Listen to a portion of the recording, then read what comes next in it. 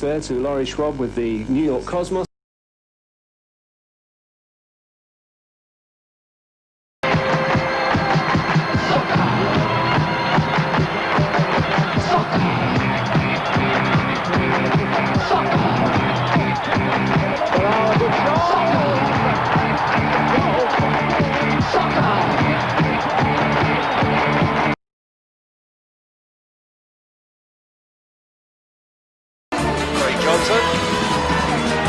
Still Johnson. Jones, this looks dangerous for Brisbane Lions. Jones, a good cross. Johnson.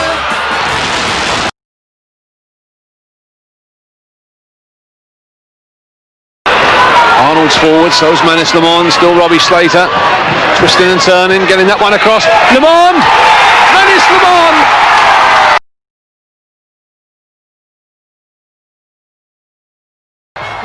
The referee, Hayes is onside again. Shot, it's in the net. What a great goal by Graham Hayes.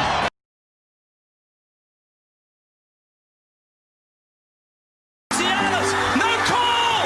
Score. Salamidi for Cole. Cole on the run. Shoots. 2-0. Lazanovsky with the free kick. Launches a rocket. Trimboli. What vision. Blasts. Yes, that's it. Miljevic. Beautiful ball. Here's Bozanic. They haven't. They might have won it. Teammate from Heidelberg United and another local product, Charlie Ankus. How do you feel, Charlie? A bit nervous, but I think I'll get used to it and really put in 100%. Welcome. I've got my new guest, or the latest guest on the interview shows. I've got Ray Gatt, member of the press. Depends on who you're talking to. A friend or an enemy. And I'm sure he's got plenty of friends and probably a couple of enemies from working in the business. Good morning, Ray. Good morning, George. You've got to stress former member of the press. I'm now happily retired, but still following the game. Still following the game closely. Proudly wearing your Mariners top there. Yeah, I think I'm allowed to do that now, being a fan, which is good. Being able to go to a game and not have to work and not have to worry about deadlines and have a beer in my hand and just enjoy. Not worried about being neutral either. No, exactly. Very good. Now you're a Sydney boy, grew up and born in Balmain. Is that right? Yeah, born in Balmain. I don't mind saying when, 1954. So lived there for a few years before moving to good old Cabramatta. So in the late 50s. So I'm a Westie, to be honest. Good. I'll ask two questions about your younger days. First one's non-footballing. What do you remember about just growing up in the area? What are your memories of family? Oh, geez, George.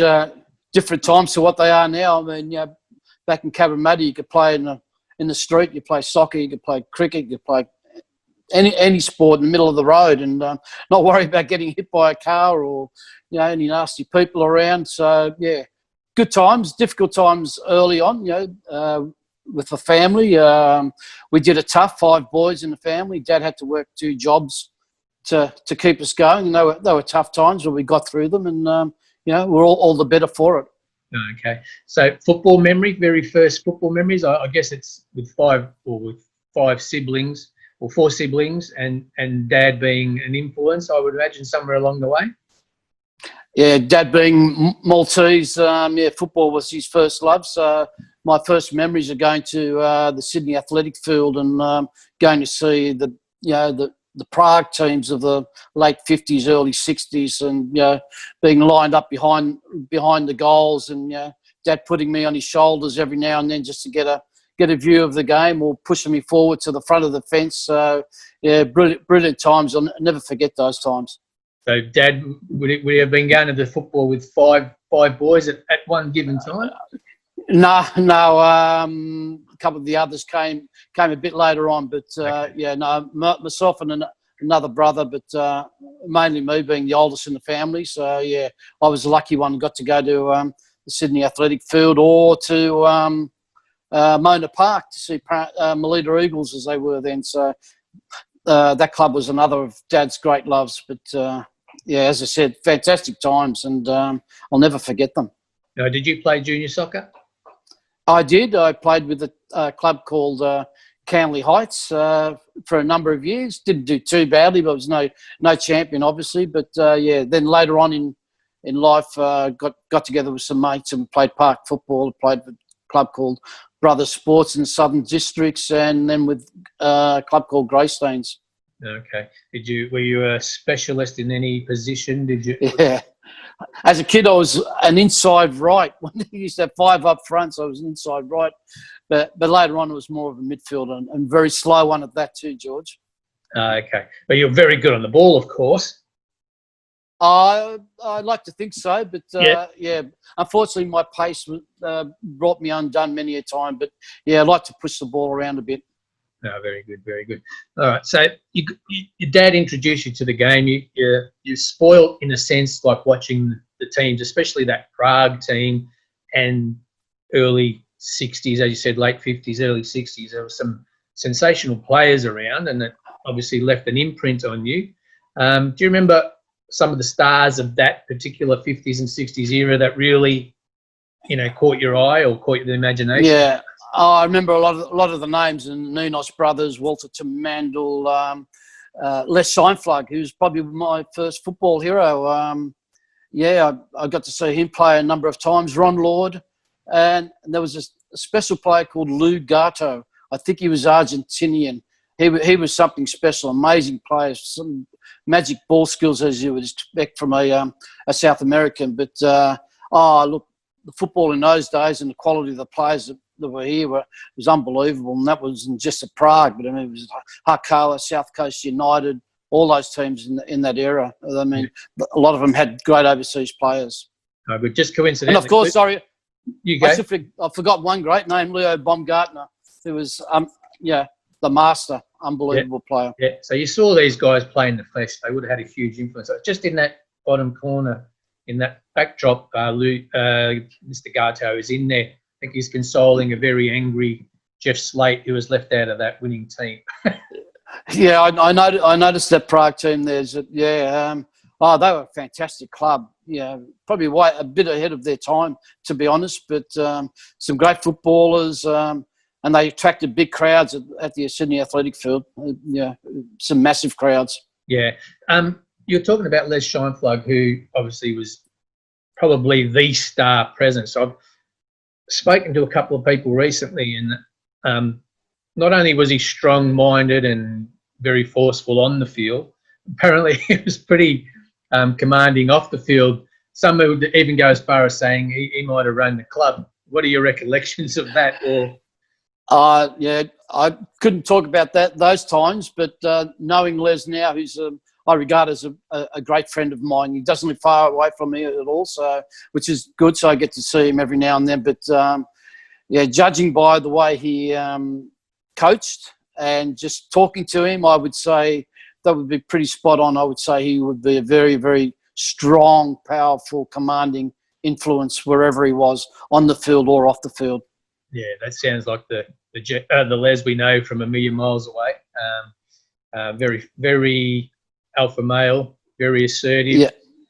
Yeah. You're not afraid to speak his mind either, which is a good thing too, because he's contributed so much to Australian soccer over the years. I call him the grandfather of Australian youth soccer, because obviously he's done so much for the youth game in this country, and I don't think he's got the credit he really deserves. No, that's fair. Yeah, no argument from me. No argument. So at what point did your love of the game start to develop into perhaps a future job? Well, it didn't, to be honest. I've got to admit, journalism never ever crossed my mind early on, growing up, certainly not in the early teen years. I think I was sort of resigned to being a bank teller or something like that, even though I was terrible at maths. I wasn't that great a skill. I got by, but it was probably only after a friend of mine suggested we go to get a copy boy's job during the summer holidays that it first tweaked my interest journalism. I got a copy boy's job over the Christmas holidays with the Daily Telegraph. Yeah. And after that, I thought, well, this is something that could interest me, and yeah, and as it turned out, it was probably the best thing that ever happened to me. What does a copy boy do on his school holidays when he gets a job? Yeah, we get coffees, run copy, all sorts of little errands around the office. So yeah, you're at the beck and call of the journos. Do this for me or do that. Fetch this, fetch that, fetch this paper, whatever. So yeah, basically that was a copy boy. What was it that gave you the bug then? What sort of turned you around? What was it about that interested you? Well, it was interesting. That was at the end of year 10, year 11. I decided to go on to school at year 11 at Fairfield Pats, famous school in the western suburbs.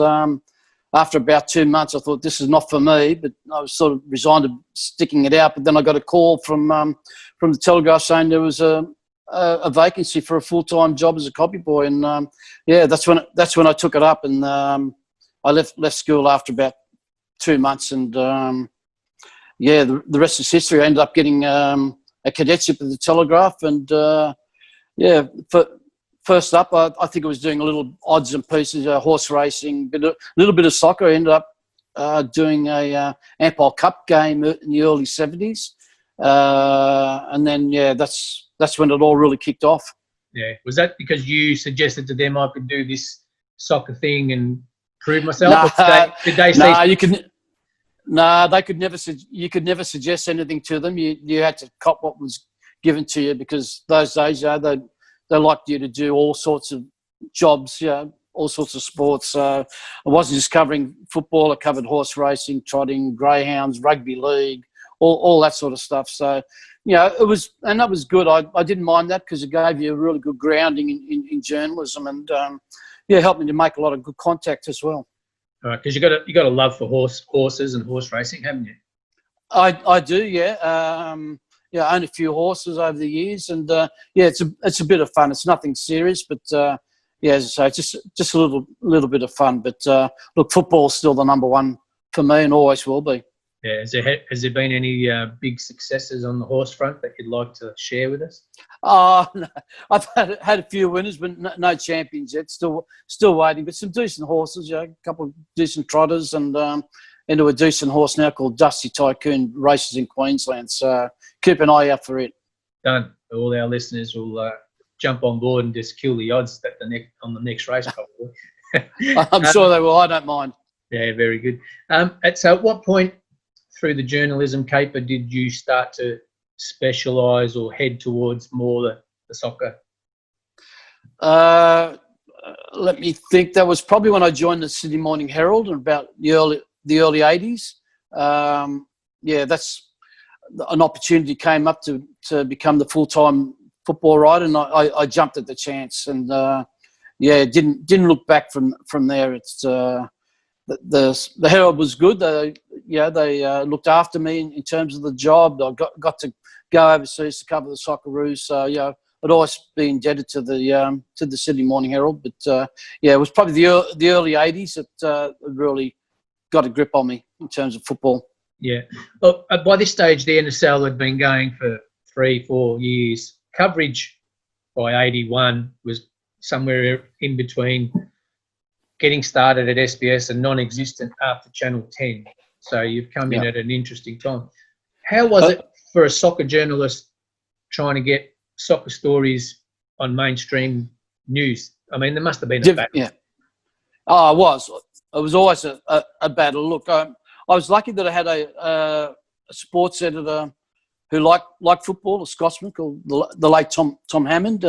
So he liked football, so he encouraged me to do stories, so which was good. But you had the times there too when you had non-football sports editors, and there was always you were knocking your head against a brick wall trying to get coverage for the game, and that was disappointing, and it was heartbreaking and soul-searching. But it's good now that times have changed a bit, and the A-League's got good coverage, which is fantastic.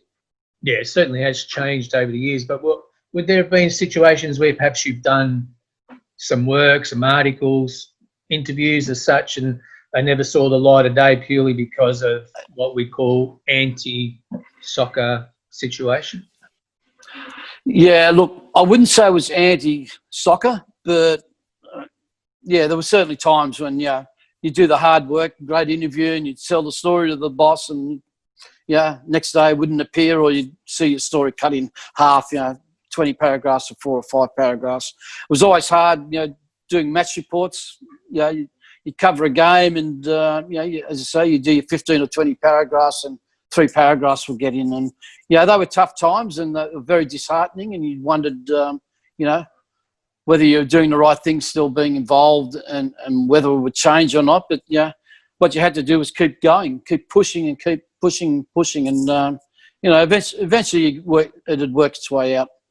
Yeah, like many who have adopted soccer as their number one sport, I'm sure somewhere along the way, apart from the personal interest and the work that you were doing, there was probably a sense of ownership and responsibility of the game to keep fighting, even when you were coming up against, I'll call them prejudices. They may not be, that may be a strong word, but to some extent there was prejudice. Yeah, right?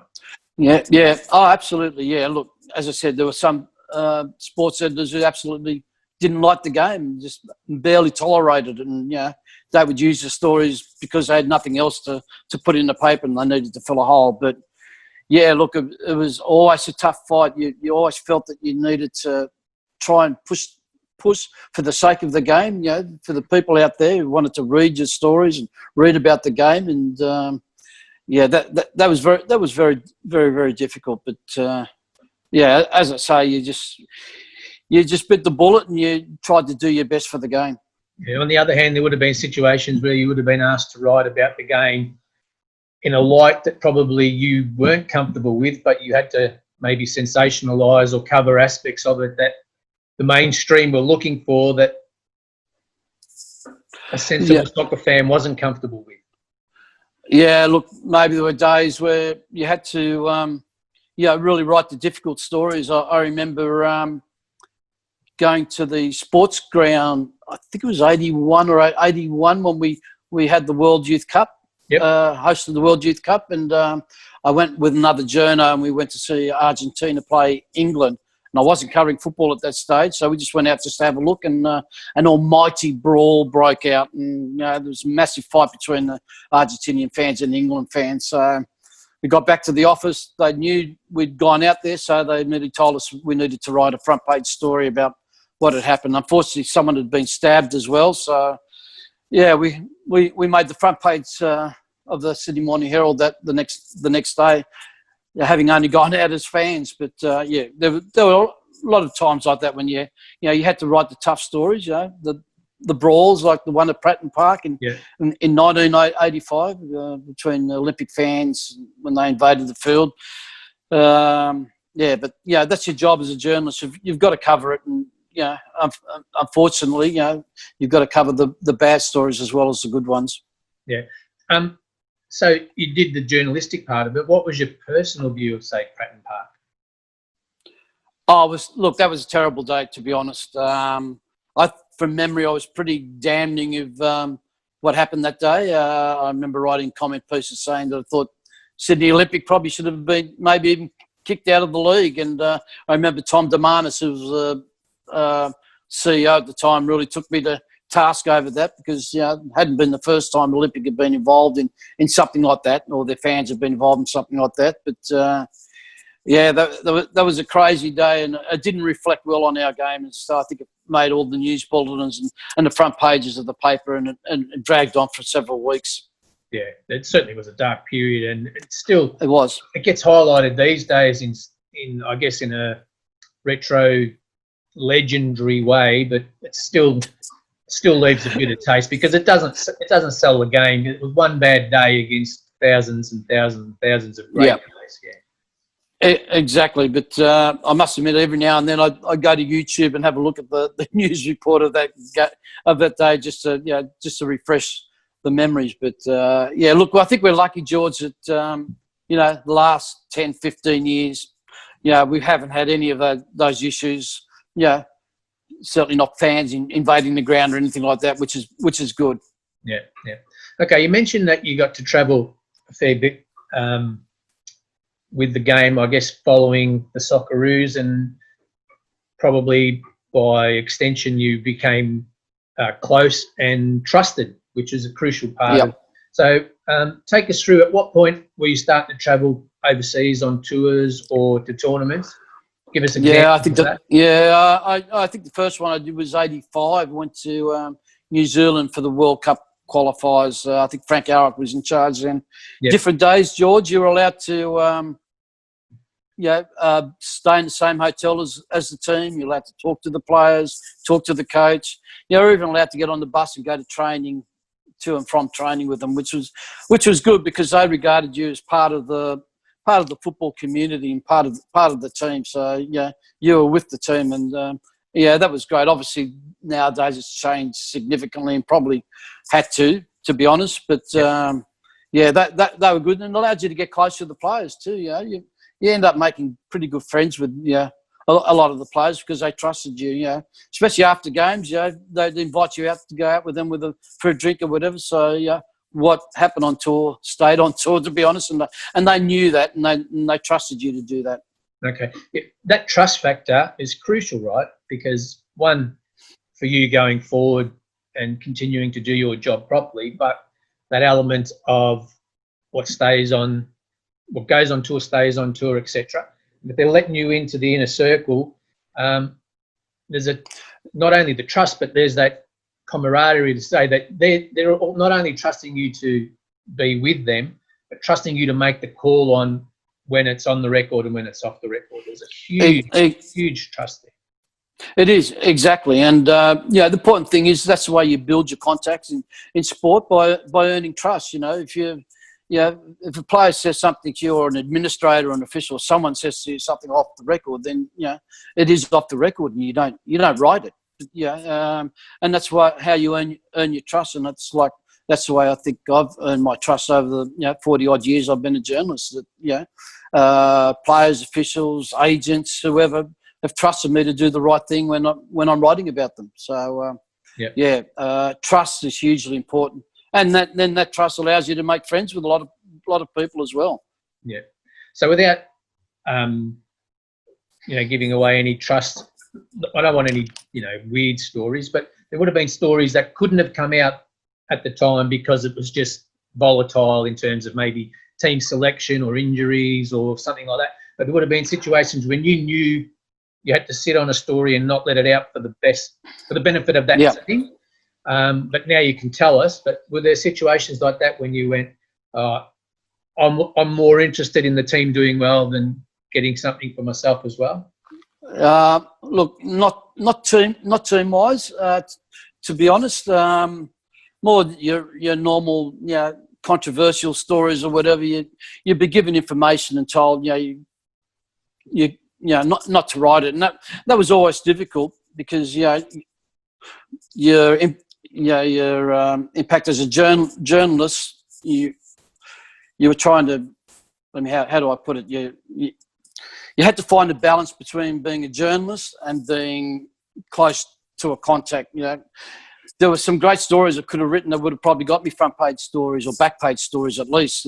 But you bit your tongue and you didn't. For the good of the contact or the good of the game, you didn't write it. That's being part of journalists. I think every journalist, no matter whether football, politics, or whatever, had to face that situation.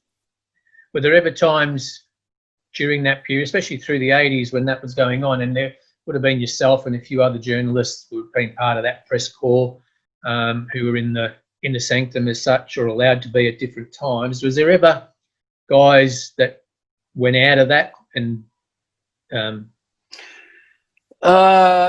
George, I'm trying to think. There probably was. Like nothing that comes to mind at the moment, but I'm sure there was people who would have broken the trust or whatever, and they would have copped it in the end, to be honest. But not just from their contacts or the people in the game, but from the other journalists as well.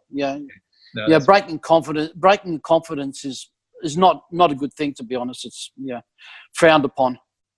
Where else did you travel for football? George, a lot of exotic places. Israel, Tehran will stick with me. 1997. 97, yeah. That was certainly an interesting period. the Socceroos playing Iran over there in front of 90,000 people.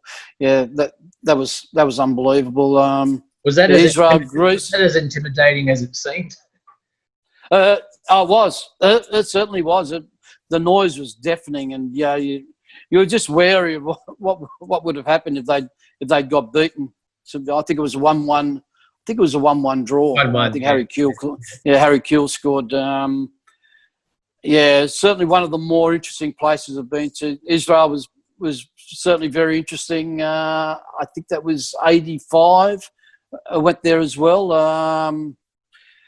The fans didn't take too kindly to the Socceroos. We were on the team bus with them after a game, and they were throwing all sorts of objects at the bus and banging the bus with their fists, and we were just happy to get out of there.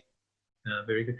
In terms of the trust and writing a story, etc., just going to go back there, were there ever times when a Frank Arrock type, and I say that with huge respect to Frank, because Frank was a master tactician in terms of how he played the public game, right?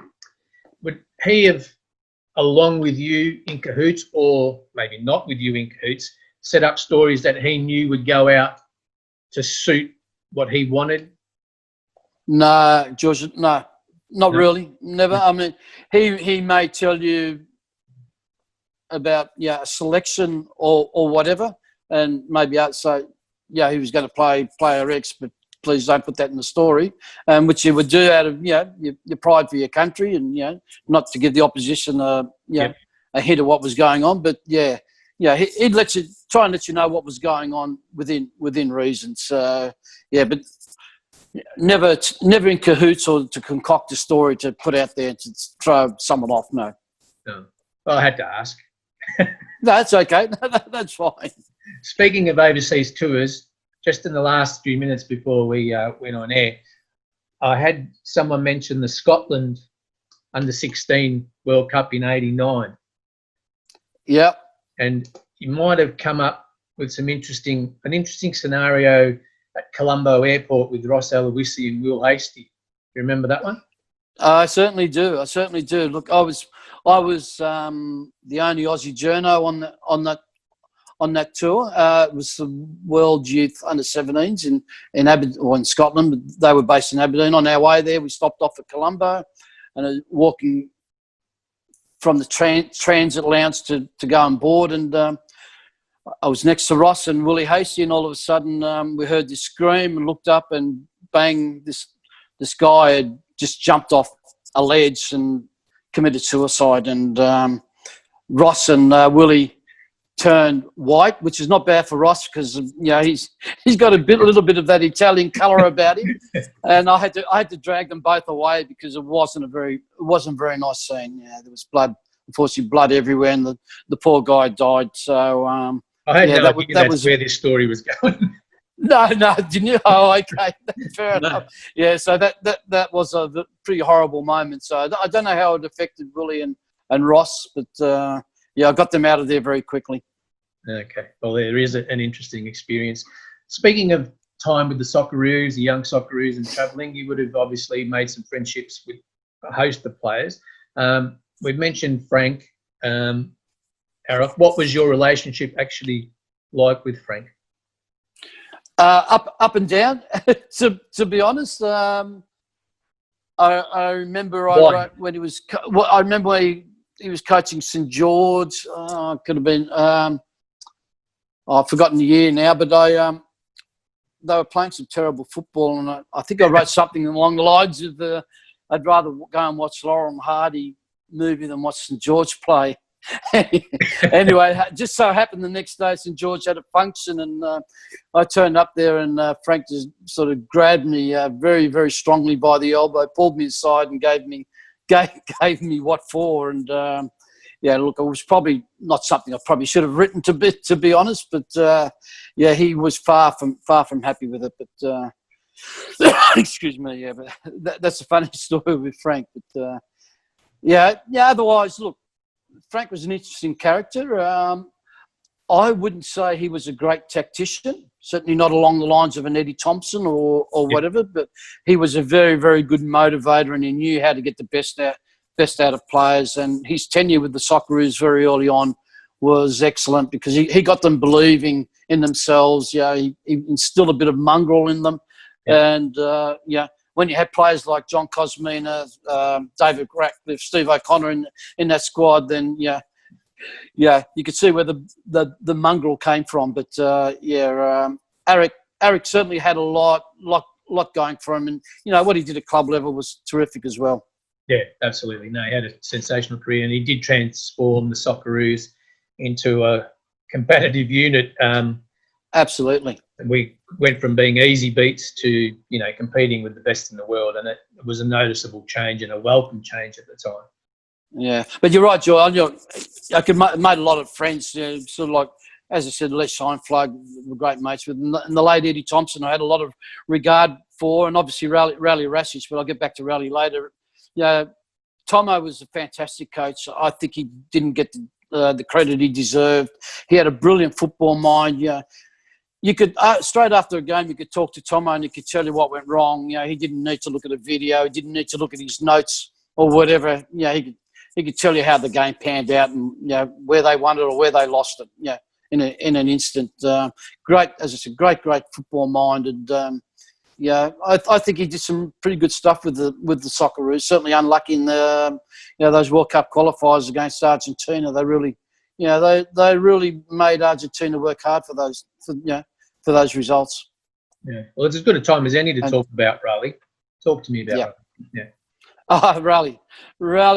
I really got to know Raleigh when he took over at Apia Leichhardt, I think 1987, and he won the title with them that year. I think they went 26 games unbeaten, which was a record until the Raw took over. Got very close to Raleigh. He was a confident. I learned a lot from him as well, and it helped too that he just lives probably 5 kilometres down the road, so I'd see a hell of a lot of him. And of course, I wrote his book. Which was a highlight of my career, to be honest. Thoroughly enjoyed writing it, and Rowley's an interesting character. He still amazes me to this day. I think he's 84, 85, and his zest for knowledge and his zest for the game is still there. He's an incredible man. He's always thinking. He's always thinking of doing something. Or he's got some project in line or whatever. Even at his age, he's not prepared to just sit down and rest and relax. He wants to keep moving, and he's battling his health issues at the moment, unfortunately. But knowing Raleigh, he'll beat it. And good on him. I regard him as a very, very good friend.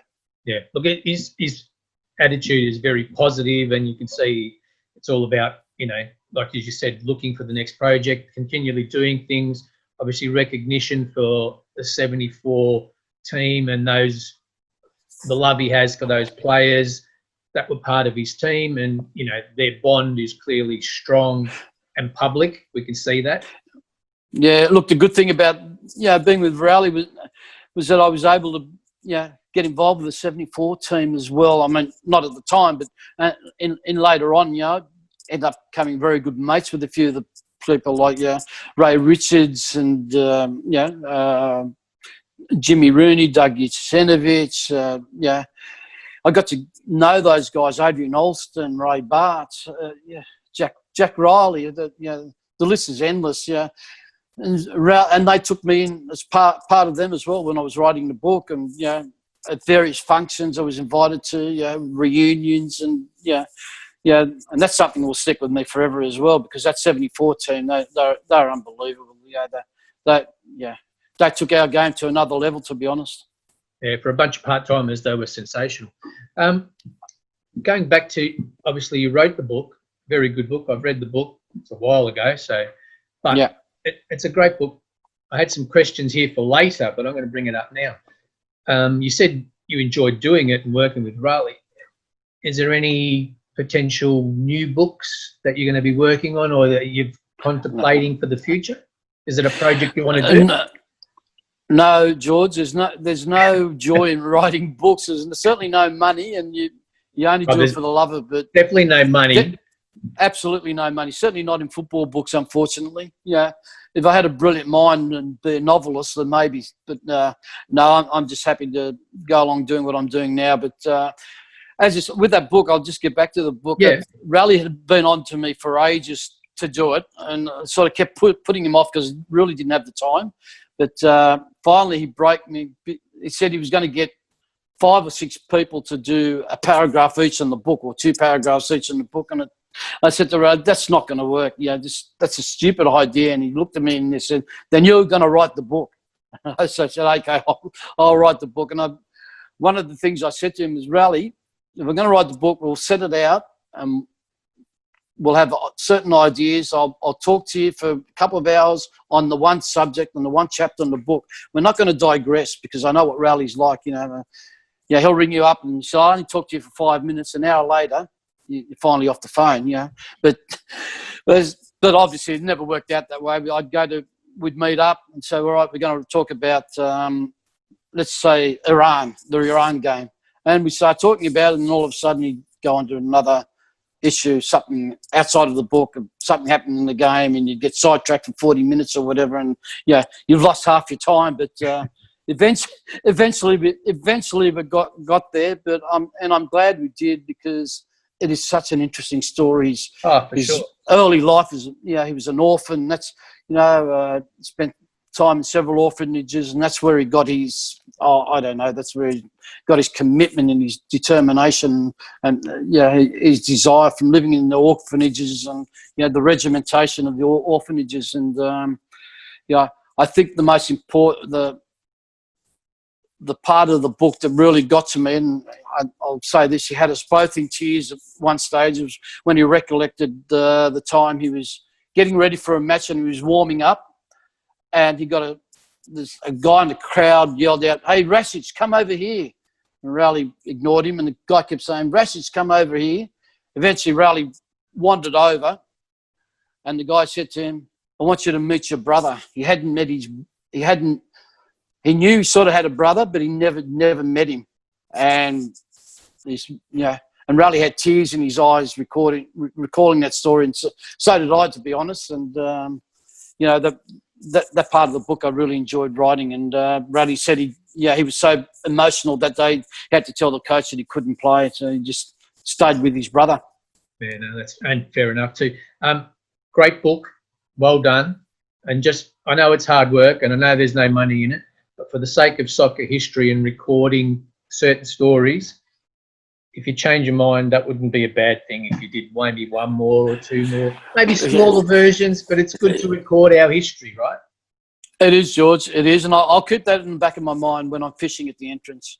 Yeah, or maybe just a little dictaphone, and, while you're sitting there with your stubby and the rod just hanging off the pier or wherever it is, just little notes, and it's all for the good of the game, Ray. It's all for the good of the game. I agree with you. I see where you're coming from, George. And look, there are a lot of great, talented people out there who can write really good books. And I know Bonita Merciades, is pushing for people, with those sort of qualities. So I'm sure she's busting your chops as well. No, not yet. But I'm sure that maybe one day she'll come knocking. But anyway, we'll wait and see. Okay. All right. In that period, in the 80s, you were touring, but we had some golden times in the NSL, some good times. There wasn't just low times. And we had some guest players come out and some touring teams. What do you recollect, or what's your recollection of firstly, we'll go with guest players and the impact and how that worked from a press point of view in terms of you convincing your bosses for space in the paper? Oh, look, there's no doubt the guest players of those days in the NSL were top quality. Look, who we're talking, Bobby Charlton, Kevin Keegan, Ralph Coates, Charlie George. The list is endless. I've probably missed a few. Yeah, I've missed a lot of them. George Best, although he's way past his best, but he was terrific. And look, they brought a lot to the NSL. And yes, it helped with those players being around. Certainly, getting publicity for the game. No doubt at all. It was very, very easy to sell a player of Kevin Keegan's quality to your sports centre because everyone knew Kevin Keegan. I mean, such a brilliant player. And I've got to say, he is probably the best import we've had in terms of what he brought off the field, because he was so obliging, talking to the media, functions, talking to the fans, engaging with everyone, engaging with the game. He was absolutely top notch, and he'll stick out in my mind for a long, long time because he was absolutely brilliant. Yeah, I've heard similar from others. So obviously the story is pretty consistent, and he was not at his peak, but he was still fit-ish. Still playing, so he wasn't past his best. He was certainly a good player. No, he was still good. Yeah, absolutely. So was Charlie George, I think, and Bobby Charlton was okay. Yeah. George Best has said way below his best, but you can still see some great touches from him. But Okay. I think Paul Mariner. Was and Brazil. And Alan Brazil. Yeah. I think Harry Michaels. Yeah, he did. Harry brought them out. Yeah, he did well. Good old Harry. I think he offered him to Olympic, and Olympic weren't interested, and I think he got his joys when they did pretty well. We're forgetting Ian Rush as well. I mean, he did well for Olympic. I think he scored 2 goals from memory. So Well, and look, the list is with Fashanu,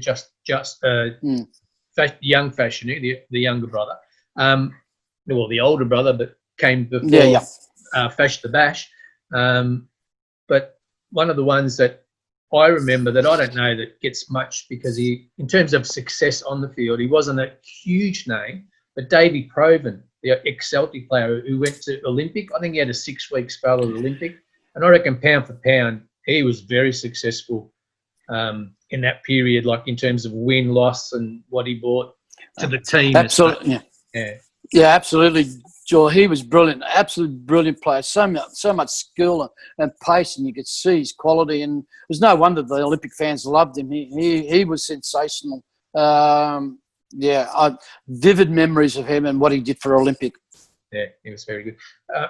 Our players at this period, well, obviously, we were starting to export some players. Obviously, the obvious ones, Krunčević.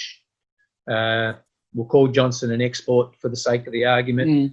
But then it started to explode through the 90s where, every man and his dog was playing somewhere in Europe. There was a lot of Aussies overseas. What's your recollection of how that was happening from your point of view, and who were the ones that you really, really rated that made it overseas? Geez, George, that's a difficult one. Look, incredible times for Australian soccer to see, to see that overseas explosion. As you mentioned, Craig Johnson. There's David Mitchell, Frank Farina. So many of them that just went over there. All great players. Very difficult to put a finger on just one player, but that was push came to shove. Obviously, what Mark Viduka did with Leeds and Newcastle and Celtic and whatever. He was something very, very special. Unbelievable player.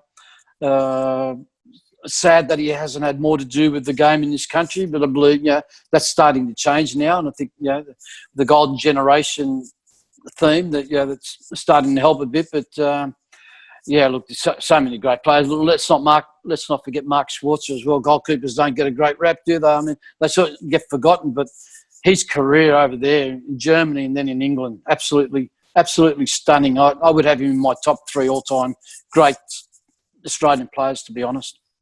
Fair enough. Special moments, or not so special moments. We're talking about Tehran before. The return leg at the MCG, where were you? I was at the MCG. If we're going to talk special moments, I'll just go back. I wasn't covering the game at the time, and there was only 2 years in my cadetship. And I was covering, I think, racing at the time, but 1973, watching Socceroos qualify for the World Cup by beating Seoul and watching Jimmy Mackay score that great goal. That's an indelible memory. That's one of the great memories of all time, one of the great moments in Australian sport, in all honesty. It brought tears to the eyes for sure. And the MCG Tehran second leg brought tears to the eyes for a different reason. That absolutely heartbreaking. I was in the press box 2-0 up, and I remember at halftime I gave a note to one of the other guys and said, "We're home." And I rang my wife and said, "What do you want from France?" The famous last words, unfortunately, but no wonder people call me the mock. But then to see those 2 goals go in against us, and then the aftermath of it, and seeing Johnny Warren break down in tears on TV, and then see I walked out of the press box and just happened to be walked out at the same time as about 6 or 7 of the 74 Socceroos were walking out at the same time, and they were ashen-faced. A couple of them were in tears. They were all speechless. They could barely talk. They were absolutely shattered that we'd let this slip. And one of the worst moments and worst memories of my career, to be honest. And I still haven't watched the highlights of that game, to be honest. I can't bear to watch it. Yeah, I must admit, out of a lot of disappointing nights or days that I've been at, that in terms of how it left me, we were supposed to go out after that match from the game, obviously, and I didn't, and I went home and just sat on the couch. And when I sat on the couch, the replay, for some reason, was on delay, had just come back on, so I turned the tally off. But I remember just sitting on the couch and thinking, I felt like I'd been in a fight or in a game, and I was just had nothing left. I was just like being battered and bruised and had nothing physically left, and I could barely raise a word. Like, I just couldn't even talk. It was just devastating.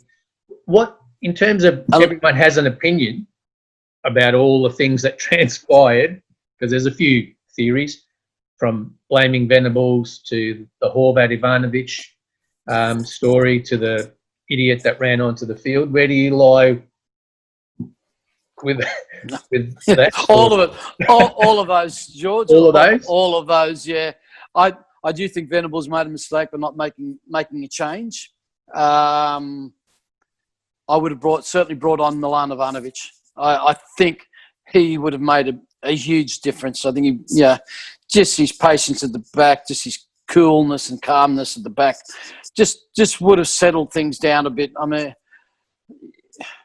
the other thing is, I think we kept going forward, didn't we? We just got caught on the break too often, and so some of that blame had to go on to Venables as well, to be honest. Yeah, look, he'd done a great job with the team, but when the time came to make the important decisions, he was found wanting, unfortunately.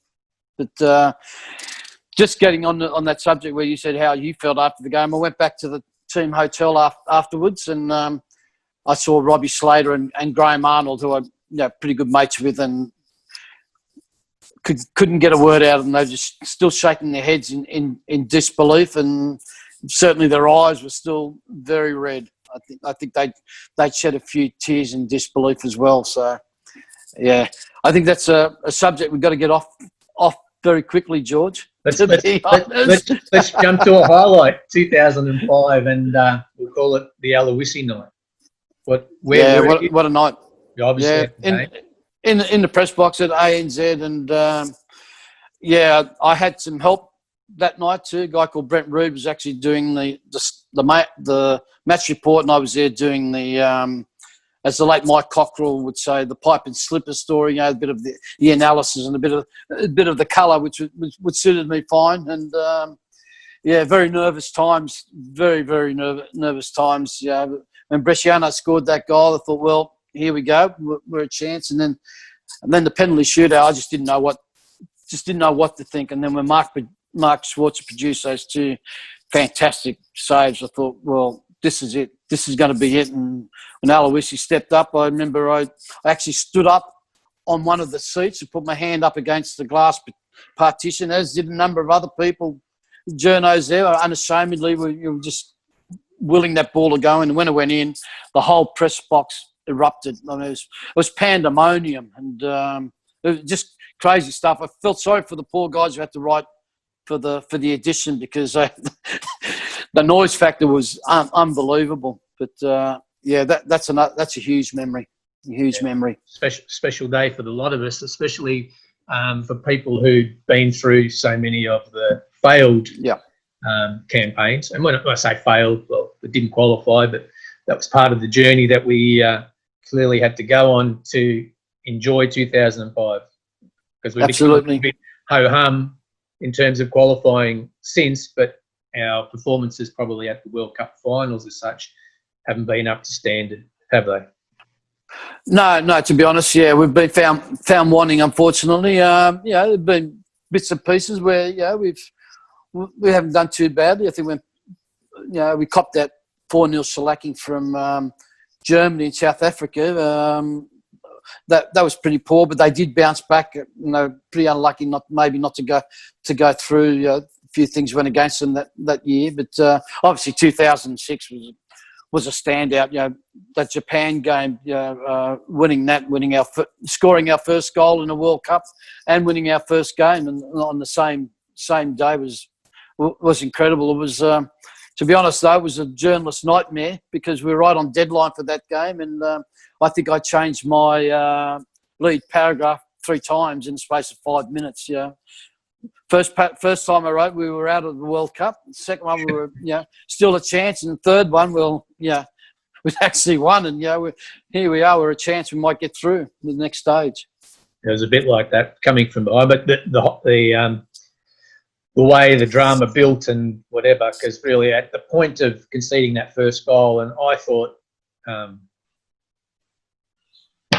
Mark may have been a bit stiff may have been fouled, but I thought he should have got to the ball. And I thought it would be another one of those stories where it's like, here we go again. It's like, the MCG, we've got to... Yeah. It's, there's another reason why we're not going to qualify or not move to the next stage. But it certainly turned around and made it far more enjoyable in the second half, or certainly towards the end. It was like a party, wasn't it? It was, yeah. It was a party for everyone else except for the journos, I can tell you that, George. I can imagine. Well, there's a lot of sweat going there, because we're just about over the deadline too. We weren't going to get those stories in, but it all worked out for the best. Very good, very good. All right, you've met some people along the way, some famous faces and great names who obviously came here while you were overseas. Who are some of the most special interviews and people you got to meet that have made the job really worthwhile? I mean, I know it's a 40-year thing, but there have to be some top-notch highlights for you there. Look, there's definitely one. That's Pele. He's been out here a few times, and I managed to interview him a couple of times, probably 2 or 3 times. That was special. What a player! Incredible player. I mean, I remember going to see him play against the Socceroos. I think it was 72 at the Sydney Sports Ground when he came out with Santos, packed sellout crowd. He was incredible, and to actually get to talk one-on-one with one of the greatest players the world has ever seen is magical. Incredible. I got to interview Kevin Keegan, obviously, brilliant to talk to. Fleetingly with Sir Alex Ferguson when he was here in '85 with Scotland. Yep. Interesting character, and then obviously Steven Gerrard. That was a highlight when Liverpool came out here a few years ago and played the MCG in front of I think it was 96,000 people. I got all of 4 minutes with him, but it was probably the best 4 minutes I've ever had, to be honest.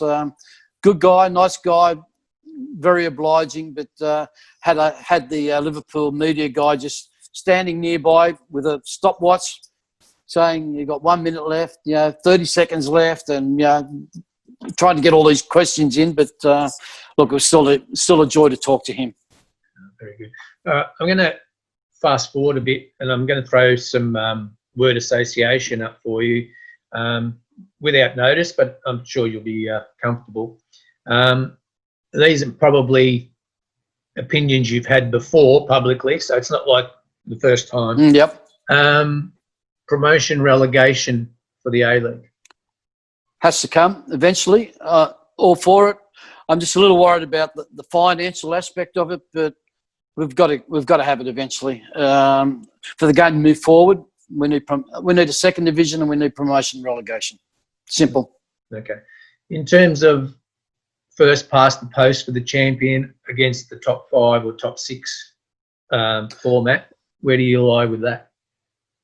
First past the post. I think the team that produces for the whole season deserves to be acclaimed the champions. Anything can happen in finals. It just, for me, obviously it's the Australian way, but yeah, as I say, with a father who was born in Malta and sort of having that European influence, I think first past the post is ideally the way that the champions should be decided. But on the proviso, we have enough games. I mean, I'd like to see a season where you've got 30 games. Yeah, exactly. So, first past the post for me. Cool. I'm 100% agreeing with you there. So, not because you're my guest, but because it's. I just think we just need to be a bit more traditional, and what makes good for Australian sport and matches with the AFL or whatever, it's just ridiculous from my point of view. Agreed. So, first past the post, promotion, relegation, and let's open the game up to all the clubs. So, all right, we're agreeing there. I'm just going to throw a dirty word at you, and you can be as quick or as long as you like. Curriculum.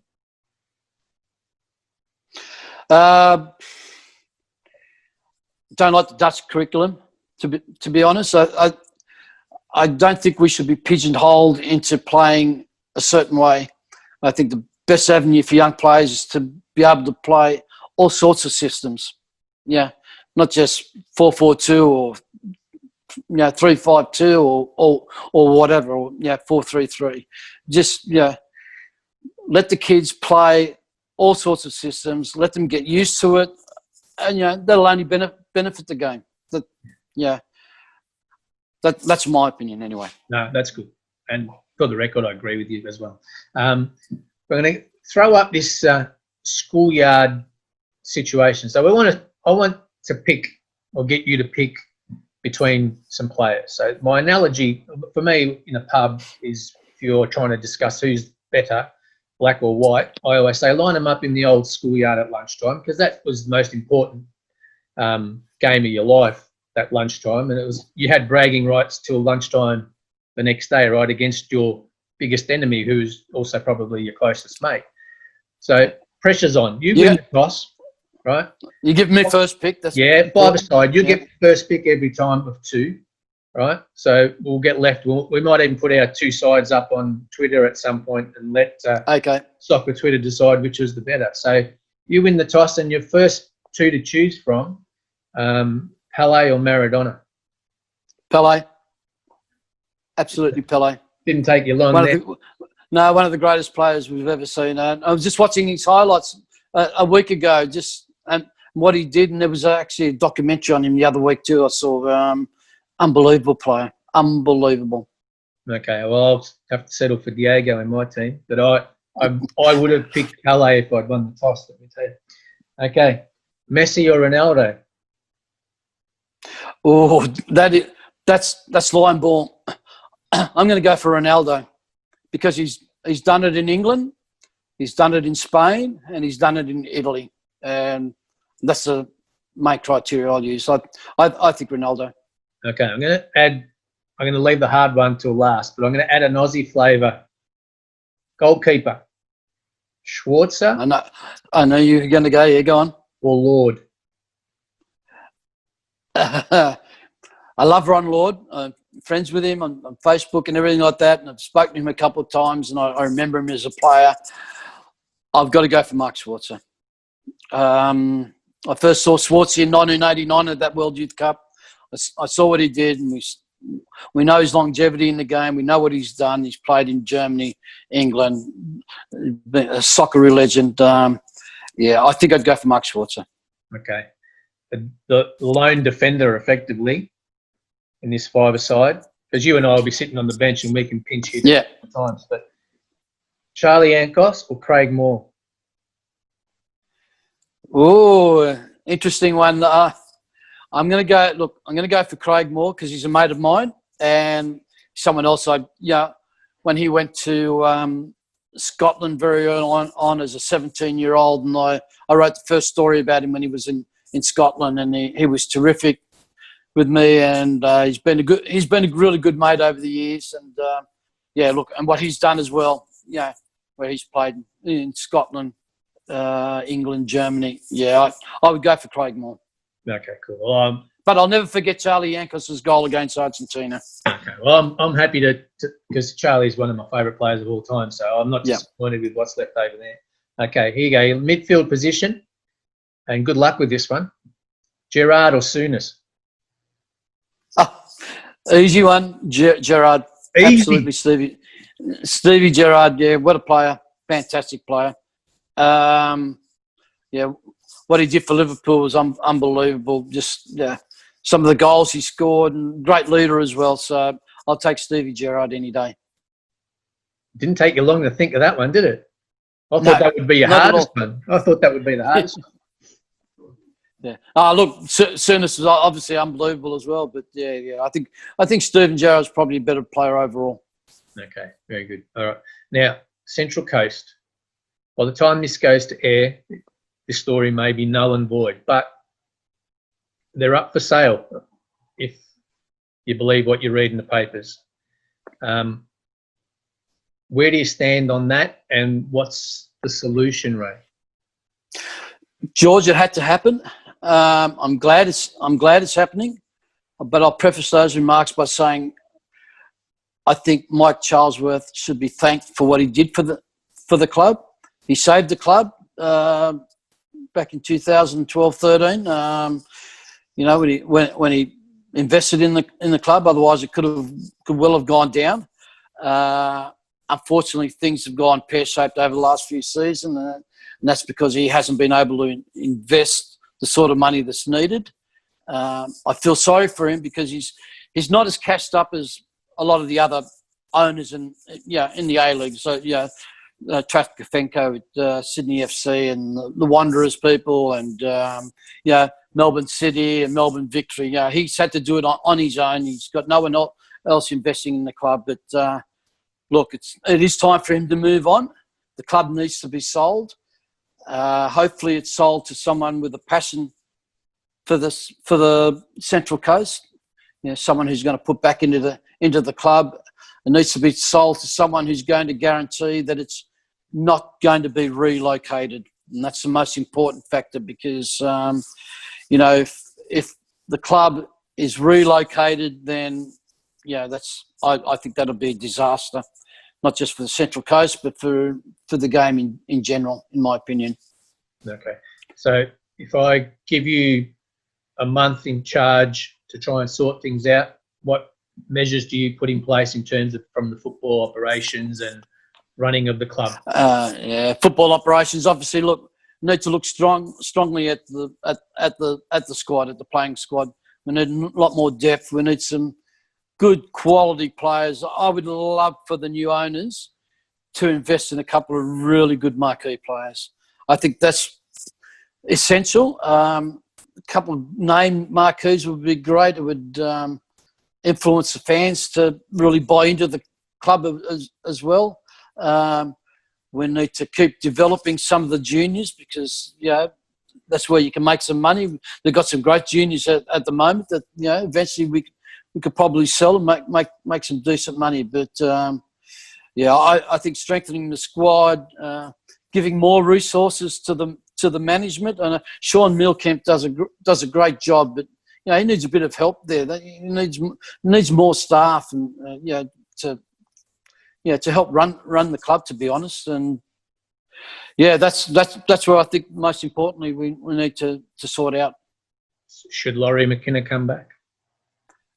You've probably seen one of my posts, haven't you? I have. Yeah, I would like to see Laurie back. Laurie's Central Coast through and through. I think he'd like to come back, but under the right circumstances. I think it was a mistake to allow him to let him go and not give him some sort of role at the club. He is the Mariners. He was there from day one, and look at the success they had early on. I hope there's a place for Laurie McKenna in the new Mariners. Very good. Well, I hope they get it right for your sake, so that you can enjoy your football in retirement and not be stressed every week about whether they're winning, how much money they got, are they for sale. You just want to enjoy your football, don't you? Oh, absolutely. I just want to go there. I'm a season ticket holder. I have been for the last 7 or 8 seasons. So, I'll like nothing better than sitting in my seat with a beer and a pie in the hand and cheering the team on. But I hope it's in summer, George. I don't fancy being in winter, to be honest. I had questions here, winter, summer. I thought you might come up with it. Yeah, I've got it here. I might throw it in. Yeah. I think it'd be a disaster to go to winter, to be honest. I just don't think we should be tackling the other sports heads on. I just think, trying to go to a game in the middle of winter in a cold, wet, miserable night is not for a lot of people. I like to be out there in a bit of warmth, with a beer in the hand, and not having to worry about whether I'm going to freeze to death or whether it's going to rain on me or whatever. So I think we need to stay in summer. A couple of years ago we were getting great crowds and no one was talking about winter football. They were turning out in droves. The football was good. Who can forget Raw Salona and the football that Ange Postecoglou had Brisbane Raw playing? True. They were playing in summer. Fantastic football. And I just think we need to stay in summer. Fair enough. Thank you again. I really do appreciate you spending some time with me. I really enjoyed the conversation. I really enjoyed going through your story. A great contribution by you to the sport. Nearly 50 years. So that in itself is a sensational contribution. I'm sure you've enjoyed nearly every minute of it along the way. I'm sure there's been some ups and downs like there is in anything over that long period. But thanks again for your contribution to the game. Wish you well and good luck and health for the future. Enjoy the retirement, the fishing and the horse racing. And it's been an absolute pleasure just spending time with you, mate. Thank you, George. Thank you. I'm honoured that you thought I was worthy enough to be interviewed and run on your very special program, mate. Great work that you're doing. Fantastic to keep the history of the game out there and letting people know that there was football before it is now. And I'm really humbled that you would think of me to talk to. And thank you very much. No, absolutely, my pleasure. Thanks, Ray Gatt. Thanks, George.